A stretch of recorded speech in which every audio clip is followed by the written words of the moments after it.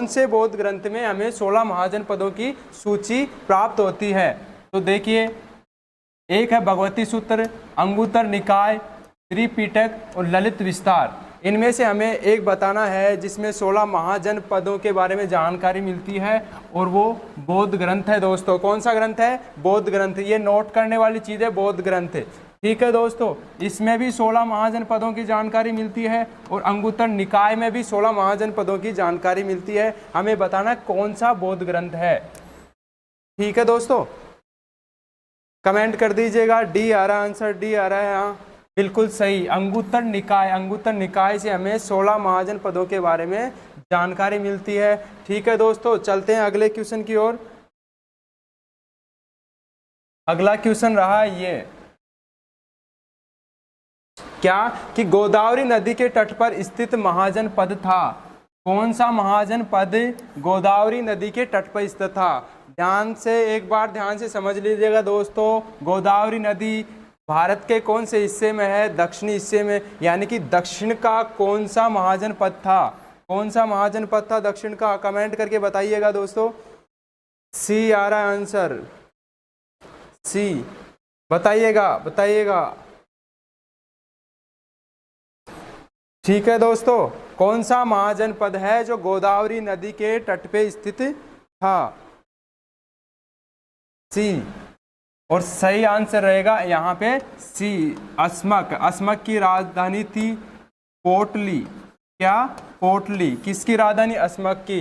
अवंती और वत्स ये उत्तरी भारत के क्या हैं? महाजनपद हैं। ठीक है दोस्तों, चलते हैं अगले क्वेश्चन की ओर।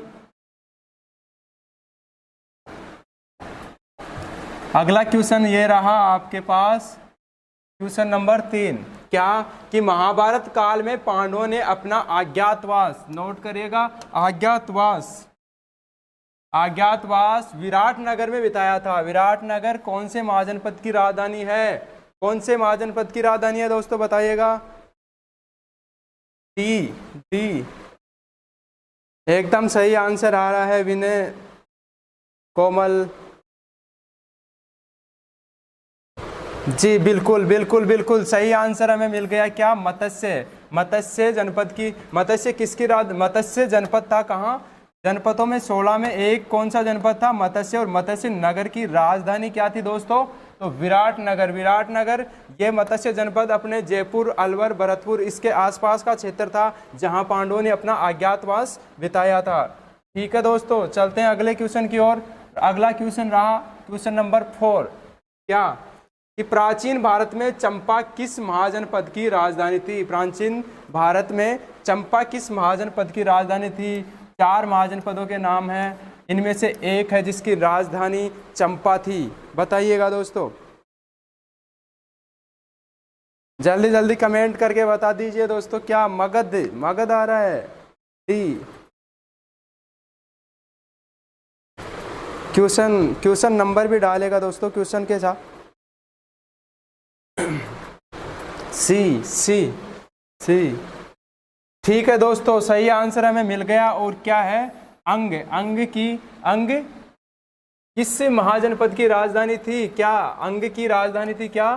चंपा। तो चंपा अंग महाजनपद की राजधानी थी चंपा। ठीक है दोस्तों, चलते हैं आगे। मगध। मगध के बारे में राजगृह। राजगृह काशी, वाराणसी राजधानी थी दोस्तों। ठीक है, चलते हैं अगले पेज की ओर। अगला क्वेश्चन रहा ये, क्या कि जिस जैन ग्रंथ से 16 महाजनपदों की जानकारी मिलती है? कौन से जैन ग्रंथ से 16 महाजनपदों की जानकारी मिलती है दोस्तों? अभी ये क्वेश्चन आया था, दोबारा ये क्वेश्चन है, पर इसमें जो पेज है वो क्या है? जैन ग्रंथ। अभी जो पहले आया था उसमें था बौद्ध ग्रंथ। तो बताइएगा दोस्तों, कौन सा वो जैन ग्रंथ है जिसमें हमें 16 महाजनपदों की जानकारी मिलती है? फटाफट कमेंट करके बता दीजिएगा। बी बता रहे हैं, 5 में बी बता रहे हैं, टी भी बता रहे हैं, डी। अच्छा, ए, बी। सही आंसर आया नहीं अभी तक। ओके ओके, सचिन ठीक है, हम सही आंसर की ओर पहुंच गए हैं। क्या? भगवती सूत्र। भगवती सूत्र कौन से ग्रंथ वो है, धर्म का है? तो बोलो जैन धर्म का। कौन से धर्म का? जैन धर्म का ग्रंथ है भगवती सूत्र, जिसमें 16 महाजनपदों के बारे में जानकारी मिलती है। अंगुत्तर निकाय से भी 16 महाजनपदों के बारे में जानकारी मिलती है। बट दोस्तों है क्या कि ये है बौद्ध धर्म का ग्रंथ। क्या? बौद्ध धर्म का। और इनमें 6 महाजनपद ऐसे हैं जिनकी दोनों में समान जानकारी है। वो हैं अपने अंग, मगध, कौशल, काशी, वत्स और वज्जी। ये 6 महाजनपद ऐसे हैं दोस्तों जिनकी दोनों में जानकारी मिलती है। बाकी जो 10 महाजनपद हैं उनके अलग अलग नाम दोनों ही ग्रंथों में मिलते हैं। ठीक है दोस्तों, तो लगभग समझ में आ गया होगा ये बात। ये भी क्लियर हो गया, जब जैन की बात आए तो भगवती सूत्र, और जब बौद्ध की बात आए तो अंगुत्तर निकाय। ठीक है दोस्तों, चलते हैं अगले पेज की ओर। अगला क्वेश्चन है अपने पास, क्वेश्चन नंबर 6। क्या? निम्नलिखित में से कौन सा महाजनपद भारत के उत्तर पश्चिम सीमांत पर स्थित है? भारत के उत्तर पश्चिम, ये अपना भारत है, ये मान लो, तो ये राजस्थान और ये भारत। तो इसके उत्तर पश्चिम यानी कि यहाँ वाले हिस्से में कौन सा महाजनपद स्थित था? गांधार। बताइएगा दोस्तों कमेंट करके। पी आ रहा है आंसर 6 में।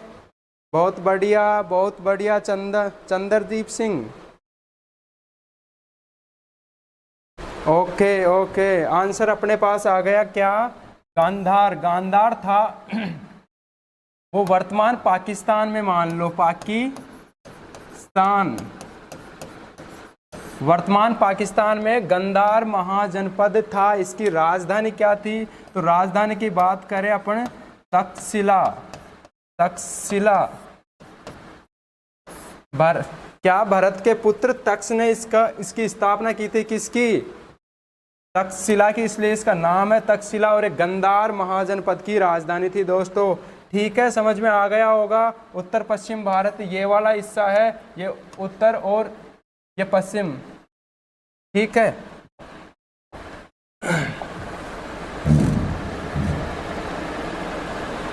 अगला क्वेश्चन दोस्तों, अगला क्वेश्चन है हमारे पास, सुमेलित नहीं है।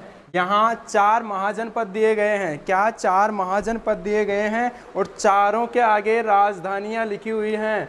एक राजधानी ऐसी है जो इनमें सही नहीं है, वो हमें बतानी है दोस्तों। तो कौन सी है बताइएगा। क्वेश्चन के साथ आंसर डालो तो आंसर के साथ नंबर जरूर डालना। जितेंद्र से नंबर सी आ रहा है, सी। ठीक है, ठीक है, लगभग सबका सही आंसर आ रहा है सी। ये गांधार की अभी बताई हमने, तक्षशिला अंग की हमने चर्चा कर ली है। तो क्या है? चंपा, मत्स्य की विराटनगर, तो यहाँ ज़्यादा पेज था नहीं। सूरसेन, सूरसेन की राजधानी क्या है? तो यह है मथुरा। क्या है? मथुरा। कौन से महाजनपद की राजधानी है? तो बोले सूरसेन की। और श्रावस्ती किसकी है? तो श्रावस्ती अपने है कौशल महाजनपद की। क्या? कौशल महाजनपद की राजधानी है क्या?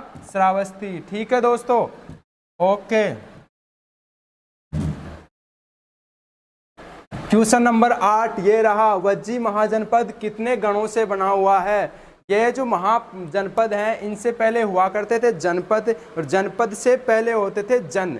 तो कितने जनों से मिलके, कितने जन मिलके वज्जी महाजनपद को बनाते हैं? तो इसका आंसर कमेंट करके बताइएगा। 7 में सी आ रहा है, 7 ए, विनय सी।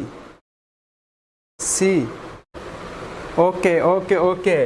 ये वज्जी महाजनपद कितने गणों का संघ था? तो बोले 8 गणों से मिलकर वज्जी महाजनपद